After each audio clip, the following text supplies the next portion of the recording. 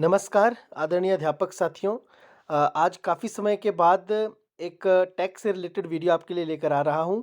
हम सभी जानते हैं कि यूडाइस प्लस को भरने का काम शुरू हो चुका है, तो उसी के रिगार्डिंग ये वीडियो है। गूगल पर आप सर्च करेंगे यूडाइस प्लस, उसके बाद सबसे पहला ही जो आपको दिखाई देगा लिंक, उस पर आप क्लिक करेंगे, इस तरह का इंटरफेस खुलेगा, आप सब जानते हैं। और यहाँ दो सेगमेंट्स हैं, पहला है नीचे जाकर आप देखेंगे प्रोफाइल एंड फैसिलिटीज़ का, और दूसरा है टीचर मॉड्यूल।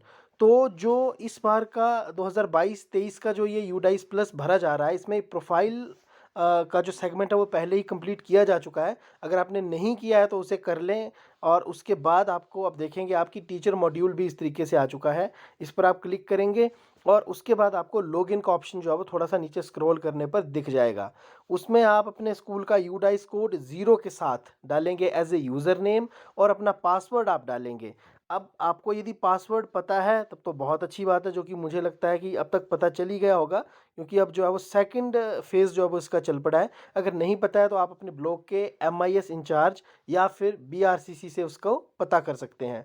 आप उसको भरेंगे, कैप्चा कोड एंटर करेंगे, और लॉगिन पे क्लिक करते ही आप देखेंगे कि आपके स्कूल का जो पूरा का पूरा सिस्टम है वो आपके सामने ओपन हो गया होगा। और यहाँ पर आप देख पाएंगे कि click here to open DCF यानी डाटा कैप्चरिंग फॉर्मेट, तो उसके ऊपर आप क्लिक कर देंगे। अब आप देख पा रहे हैं कि आपके सामने जो डीसीएफ है वो ओपन हो चुका है।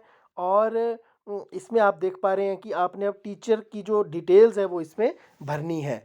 तो टीचर समरी आपको दिख रही है कि कितने रेगुलर हैं, नॉन रेगुलर कितने हैं, टीचिंग स्टाफ की पोजीशन क्या है, और साथ ही साथ नॉन टीचिंग स्टाफ की पोजीशन क्या है। लेकिन सबसे बड़ी बात इसमें यह है कि कई बार क्या होता है कि बीच में टीचर ट्रांसफ़र हो गया है। जैसे मैं अपने केस की बात करूं तो मैं भी अपने प्रीवियस स्कूल से ट्रांसफ़र होकर अब एक नए स्कूल में, यानी जीपीएस अनोगा से अब मैं जो है वो जीपीएस मोड़ा में आ चुका हूं। तो अब आपको मैं बताऊंगा कि कैसे प्रीवियस नए स्कूल में जाकर के किस तरीके से इसके ऊपर काम किया जा सकता है।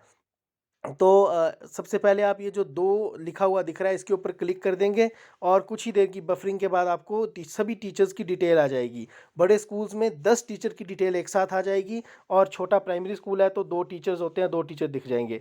अब आप देख रहे हैं आपकी स्क्रीन पर आपको टीचर्स की डिटेल जो है वो सारी की सारी दिख रही है। अब मेरे स्कूल में के केस में जो टीचर 1 है प्रवीण कुमार, ये अभी भी स्कूल में हैं, तो इनको हम नहीं छेड़ेंगे। और जो दूसरे हैं यहाँ पर टीचर, ये जो है वो स्कूल से ट्रांसफ़र हो चुके हैं। तो अब इसकी जो ये पर्टिकुलर प्रोफाइल है, इसको हम यहाँ से डिलीट का बटन प्रेस करके जो है वो डिलीट कर देंगे। यहाँ आपके सामने एक जो पॉपअप मेन्यू आएगा, उसमें टीचर का नाम होगा, जेंडर होगा, state cadre, date of birth etcetera आएगा, और आएगा are you sure to inactive delete record permanently.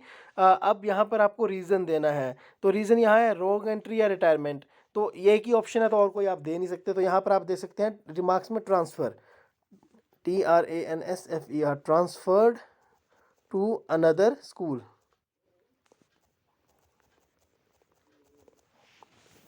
और इसके बाद आप इसको डिलीट कर सकते हैं। अब आप देख सकते हैं कि रिफ़्रेश होने के बाद केवल एक ही नाम जो है वो टीचर का रह गया है। अब क्या करें, अब आपको एक नए टीचर को इसमें जोड़ना है।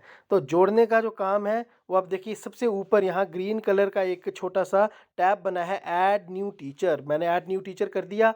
अब यहाँ पर आ गया नेम ऑफ़ द टीचर, यानी मैं अपना नाम भर दूँगा, जेंडर भर दूँगा। ये देखिए थोड़ा-सा मैं आपको भर के दिखा देता हूँ, बाकी उसके बाद मैं आराम से भरता रहूँगा, और आप भी आराम से भर लीजिएगा, क्योंकि कुछ ख़ास नहीं है इसमें। उसके बाद YUDHVER नाम मैंने भर दिया, जेंडर आप देख सकते हैं मैंने भर दिया, डेट ऑफ बर्थ मैंने यहाँ पर आप देखिए इस तरीके से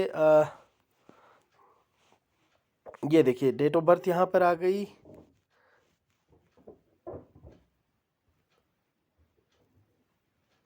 ये देखिए ये आ गई मेरी यहाँ पर डेट ऑफ बर्थ। इसको आप मैनुअली भी टाइप कर सकते हैं। इसके बाद टीचर कोड भरना है, सोशल कैटेगरी भरनी है, हाईएस्ट क्वालिफिकेशन भरनी है, trade, degree, highest professional qualification, mobile number, email, Aadhaar, ये सारी इन्फॉर्मेशन, कहाँ तक क्या पढ़ा है, ये सारी इन्फॉर्मेशन जैसे आप भरेंगे सेव एंड नेक्स्ट कर देंगे। इसी तरीके से आप इसको सेव नेक्स्ट करते हुए अल्टीमेटली फाइनली इसको सेव कर देंगे। सेव करने के बाद आप देखेंगे कि दूसरा टीचर जो है उसमें कोई चीज़ अपडेट तो नहीं करने की है, यानी कोई ऐसी चीज़ जो पहले नहीं थी वो अब आपको नया डालना है, वो डाल करके फाइनली ये सेगमेंट जो है वो आपका इस तरीके से कंप्लीट हो जाएगा।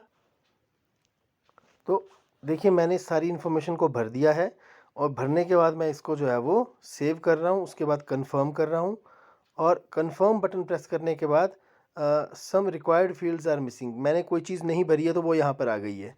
ठीक है, ये देखिए तो यहाँ पर ये पूछ रहा है टीचर कोड और स्टेट यूटी इफ़ अवेलेबल। यहाँ पर मुझे टीचर कोड अपना भरना है, तो एक बार फिर से सेव नेक्स्ट करके देखते हैं। तो यहाँ पर मैंने अपना जो कोड है वो डाल दिया है और कोड डालने के बाद एक बार फिर से जो है वो मैं सेव कर रहा हूँ और आप देख पाएंगे कि कुछ ही देर के बाद जो है वो जो ये डाटा है ये पूरा का पूरा सेव हो चुका है। अब आगे का जो डाटा है वो यहाँ पर मांगा गया है। दूसरे भाग में आप देखेंगे nature of appointment, type of teacher, date of joining service, date of joining present school, appointed for level, इस तरह की बेसिक डिटेल्स पूछी गई होंगी। इनको भरने के बाद आपको अपडेट बटन पर क्लिक कर देना है और आप देख पाएंगे ग्रीन कलर में एक मैसेज आ गया है, teacher appointment and teaching details information updated successfully, यानी कि काम जो है वो पूरा हो गया है। तो इस तरीके से ये सारा का सारा काम करना था। तो अब जो है वो आप, मुझे लगता है आपको इस तरीके का आइडिया हो गया होगा। यदि इसके रिगार्डिंग आपकी कोई और क्वेरीज़ हो तो आप जो है वो संपर्क कर सकते हैं। Thank you so much.